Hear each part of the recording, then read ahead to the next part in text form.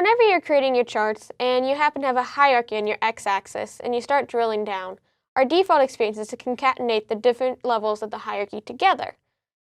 Depending on your data, this might not always look the best, and you may want to instead have your axis show a hierarchy layout within the axis labels themselves. And so we have a formatting feature you can use to do that in Power BI. Whenever you have a chart selected and you start drilling down, as I mentioned, we start concatenating the levels together.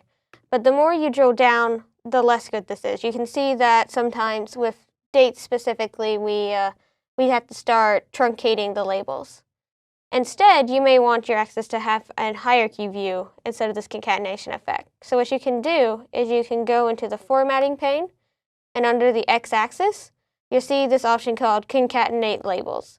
You can go ahead and turn that off, and when you do, you see that we create a hierarchy within the axis. You can see on the bottom we have the year, and then under that we have quarter, and then we have month.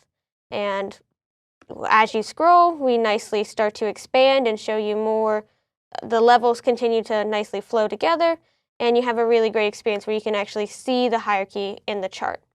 This also works for any manually created hierarchies. As you can see in this chart, I just dragged 3 fields onto the axis to create a ad hoc hierarchy.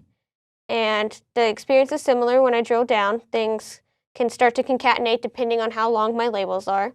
So if I want, I can instead go into the formatting pane and again choose to turn concatenation off. And I get that same nice hierarchical axis even with my manually created hierarchy.